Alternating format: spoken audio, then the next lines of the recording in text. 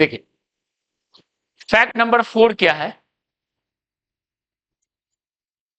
जैसे देखो अगर ग्राउंड से कोई चीज में कोई यू स्पीड से फेंकते हो, ध्यान दो, ओके, डाउनवर्ड एक्सीलरेशन है जी,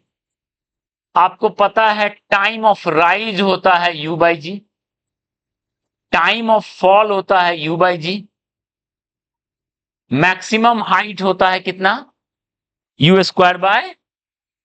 2 जी, ठीक है, अगर आप ग्राउंड से फेंक रहे हो। लेकिन अगर मान लो कोई लिफ्ट है या कोई भी एक एलिवेटर टाइप का चीज है, इसमें कोई पर्सन है, ये लिफ्ट, लिफ्ट का ऊपर एक्सीलरेशन है ए, लिफ्ट का ऊपर एक्सीलरेशन है ए, लिफ्ट चल रहा है, ठीक है, उसके अंदर कोई पर्सन जो है यू स्पीड से कोई बॉल को फेंकता है लिफ्ट के अंदर, ठीक है, तो सवाल है ये कितना देर में जाएगा, कितना देर में आएगा, कितना हाइट जाएगा। मतलब जब भी लिफ्ट के अंदर ऐसा थ्रो हो तो हम कैसे उसको स्टडी करेंगे, ओके। तो क्या कहानी है, देखो अगर लिफ्ट के अंदर, लिफ्ट का ऊपर एक्सेलरेशन है, ये फैक्ट हम यूज कर रहे हैं, प्रूव अभी नहीं कर रहे हैं, प्रूफ करेंगे जस्ट इसके बाद। तो लिफ्ट के अगर एक्सेलरेशन ए है तो इसके अंदर जो जी का वैल्यू है उसको हम जी इफेक्टिव लिखते हैं, g effective is value of g, value of acceleration, effective value of, effective value of acceleration due to gravity in lift या एलिवेटर, लिफ्ट को एलिवेटर भी कहते हैं, एक ही बात, ठीक है। एलिवेटर के अंदर जी का वैल्यू चेंज हो जाता है, जी इफेक्टिव, वो जी इफेक्टिव कितना होता है, तो जी इफेक्टिव का वैल्यू जो होगा या तो होगा जी प्लस ए या होगा जी माइनस ए, ठीक है, ठीक है, जहां ये जी तो है एक्सीलरेशन ड्यू टू ग्रेविटी जो पहले था, और ए एक्सीलरेशन है लिफ्ट का, ए एक्सीलरेशन है लिफ्ट का, ठीक है, ठीक है, या तो जी प्लस ए या जी माइनस ए, कब जी प्लस होगा, इस केस में होगा जी प्लस ए, जब लिफ्ट का ऊपर एक्सीलरेशन है, जब लिफ्ट का एक्सीलरेशन ऊपर है,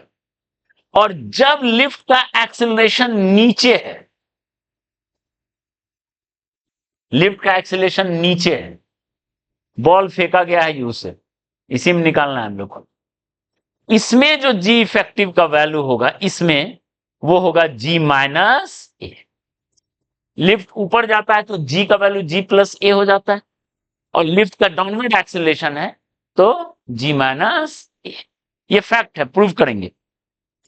ओके। तो जी नहीं लिखेंगे, अब जी प्लस ए या जी माइनस ए लिखेंगे, ओके। और बताओ अगर if lift moves at constant velocity, अगर कांस्टेंट वेलोसिटी से जा रहा है, एक्सीलरेशन क्या हो गया, जीरो, तो जी इफेक्टिव का वैल्यू जी ही होगा, तब कोई दिक्कत नहीं है, कांस्टेंट वेलोसिटी से चलने में कोई दिक्कत नहीं है, एक्सिलरेट हो रहा है, एक्सीलरेशन है, तब दिक्कत है, क्लियर है। तो जी का वैल्यू इतना है, तो अब बताओ यहां से उस केस में टाइम ऑफ राइज क्या लिखेंगे, यू बाय जी इफेक्टिव लिखेंगे,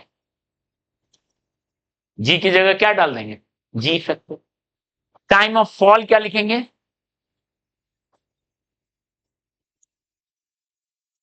क्लियर है, मैक्सिमम हाइट राइज क्या लिखेंगे, 2 जी इफेक्टिव, बस जी की जगह जी इफेक्टिव डाल देना, ओके। क्लियर है इतना? ओके। अगर मान लो बॉल को प्रोजेक्टाइल मोशन में देते, सपोज ऐसा रहता, ऐसा चलता लिफ्ट के अंदर, ये लिफ्ट के अंदर का कहानी है, मान लो इतना बड़ा लिफ्ट है, ऐसा प्रोजेक्टाइल दिए, ठीक है, तो बताओ सारा चीज बदल गया, सारा रिजल्ट बदल गया, जी की जगह क्या हो गया,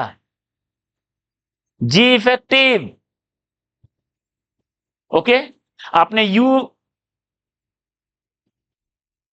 टाइम ऑफ फ्लाइट क्या होगा,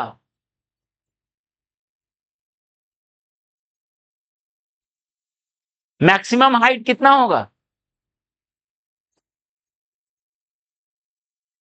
रिजल्ट याद नहीं है?